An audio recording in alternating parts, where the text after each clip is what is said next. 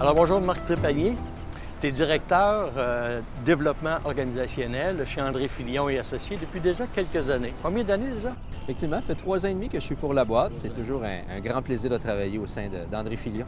Ton expérience, par contre, comme psychologue industriel est beaucoup plus importante que ces 3 années-là. Oui, ça remonte à une vingtaine d'années. Tu interviens beaucoup auprès des organisations, auprès des personnes, dans des situations, entre autres, dans des situations de gestion de conflits interpersonnels, relationnels. J'ai aussi su qu'André Filion offrait maintenant un nouveau type de service qu'on peut qualifier de conflit orphelin. Alors, peux-tu me dire qu'est-ce qui a amené, dans le fond, André Filion et Associés à développer puis à offrir un service spécifique pour ce qu'on appelle les conflits orphelins? C'était surtout des commentaires qui provenaient de nos clients, qui faisaient face à une situation un peu particulière, qui était en lien avec tout le domaine du harcèlement psychologique, donc les plaintes déposées dans les organisations. Et à cet égard-là, ce qui se passait, c'est que les plaintes étaient déposées dans une organisation à travers une mécanique qui a été mise en place il y a déjà quelques années avec une loi et qui faisait en sorte que les plaintes étant déposées, y étaient enquêtées et par la suite, pour celles qui n'étaient pas retenues ou recevables au sens de la loi, il existait très peu d'interventions et très peu de services à offrir aux organisations. Ce qui nous a amené à réfléchir à cet égard-là, puis de dire, voici comment on pourrait travailler spécifiquement pour ces conflits-là qui tombent orphelins à l'égard des protocoles prévus par la loi. As-tu quelques données, quelques chiffres relativement à la proportion de plaintes qui sont déposées versus celles qui sont effectivement traitées par les démarches prévues dans les organisations pour prendre en compte ces conflits-là? Ce qu'on sait, c'est qu'essentiellement, l'ensemble des plaintes qui sont déposées dans l'organisation, de par la nature de la loi, doivent être traitées d'une façon comme une autre. Cependant, la contrepartie, c'est que ce qu'on sait, c'est que près de 70 de ces plaintes-là, quand ils se retrouvent à la commission des normes, sont établies comme étant non recevables au sens de la loi. Donc, la très grande majorité des plaintes déposées, une fois enquêtées, demeurent orphelines. Ce qui ne veut pas dire, dans le fond, que ces conflits-là ne sont pas importants ou qu'ils n'existent pas pour autant. C'est quoi l'approche que vous avez développée ou qu'on a développée pour traiter ces situations spécifiques et délicates-là?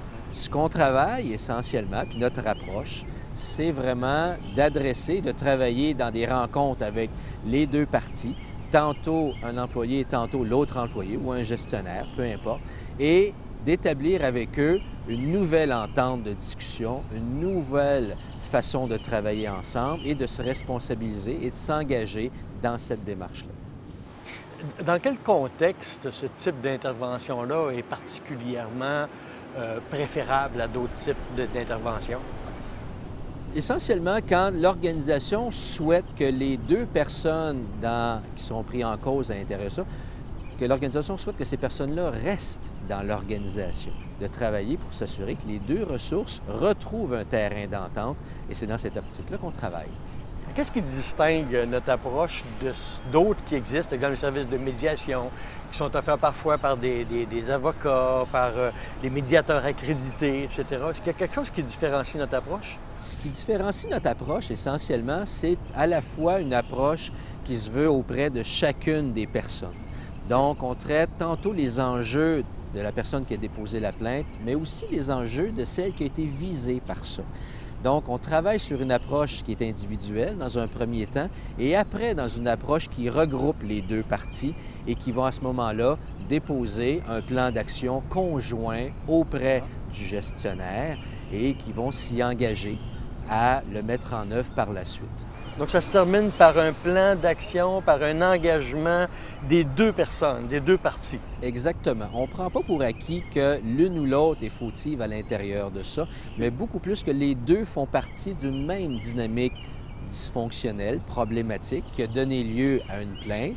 Et à cet égard-là, le fait de travailler tantôt en coaching, tantôt de travailler avec chacune de celles-ci pour s'assurer qu'on leur donne les moyens, mais aussi une démarche crédible auprès de l'organisation et auprès duquel ils auront à s'engager et à la déployer. C'est quoi la durée prévisible d'une démarche comme celle-là? 3 à 4 semaines est souvent l'espace qui est nécessaire pour se rendre à l'étape du dépôt du plan. Est-ce qu'il y a des conditions préalables, des conditions sine qua non de prendre en charge un mandat comme celui-là? Je pense que les conditions essentielles de départ dans une démarche, c'est la volonté de chacune des parties de travailler à la résolution de ça, qui y trouvent leur avantage à l'intérieur de ça. Fait que autant pour la personne qui avait déposé la plainte, de celle qui était visée, du gestionnaire aussi. Il faut que tout le monde doit y croire et donner une chance au processus de pouvoir avancer. Une question qui me trotte dans la tête, Marc, tu parles d'une approche, je reviens beaucoup là-dessus parce que je pense que c'est majeur aussi, une approche responsabilisante, mais si je déposais une plainte, moi, ben j'aurais pas le goût d'être identifié comme étant responsable de ce qui m'est arrivé. Qu'est-ce qui m'arrive? Je suis une victime. Et c'est justement ça l'approche qu'on tente de faire, c'est de faire comprendre que tout le monde a une part à l'intérieur de ça et que la victime qui a été visée par cette chose-là a aussi des leviers dans la résolution de ça. Ça ne lui incombe pas de tout subir, et c'est pas ce qu'on lui demande essentiellement, mais d'être capable d'avoir l'ouverture pour être capable d'accueillir les nouveaux comportements qui seront adoptés par ce qui a été identifié comme étant l'agresseur potentiel à l'intérieur de ça. Être capable de donner cette chance-là, tout simplement. Donc, ça prend quand même une assez grande ouverture. Pourquoi en 2015, on accorde tant d'importance à intervenir sur ces situations problématiques-là? Parce que j'imagine que des conflits entre personnes dans un environnement de travail, ça ne peut pas être nouveau, ça peut être intéressant. Il y en avait certainement dans les années 40, dans les années 50. Pourquoi maintenant? Je pense qu'il y a toujours eu des conflits essentiellement dans les organisations. Pourquoi en 2015 il faut s'y attaquer davantage? Je pense que le phénomène des pénuries de main-d'œuvre est un des indices les plus probants là-dessus. Ah oui? La difficulté que les organisations ont maintenant de pouvoir aller recruter de bonnes ressources à l'intérieur de leur organisation fait en sorte que quand il y a des problématiques qui se développent à l'interne, ils ne peuvent plus faire comme ils le faisaient peut-être à une certaine époque, de se débarrasser du problème en congédiant l'un ou l'autre des parties et en remplaçant tout simplement cette ressource-là. Aujourd'hui, quand ils décident de libérer une ressource, de la congédier ou de la mettre à pied, les gestionnaires pensent que ça va leur prendre plusieurs mois avant de pouvoir la remplacer, d'où le fait de se donner une chance supplémentaire dans l'organisation pour tenter de régler la problématique, de faire en sorte que les personnes puissent apprendre à travailler ensemble. Je n'ai pas dit qu'ils ont besoin de s'aimer nécessairement, mais de retrouver des comportements qui vont leur permettre de pouvoir livrer une performance. Et le gestionnaire tient à ce moment-là à garder ces ressources-là et à donner une chance au processus comme tel. Bien, je te remercie, Marc, de m'avoir transmis ces informations-là. Je te remercie infiniment, Bernard.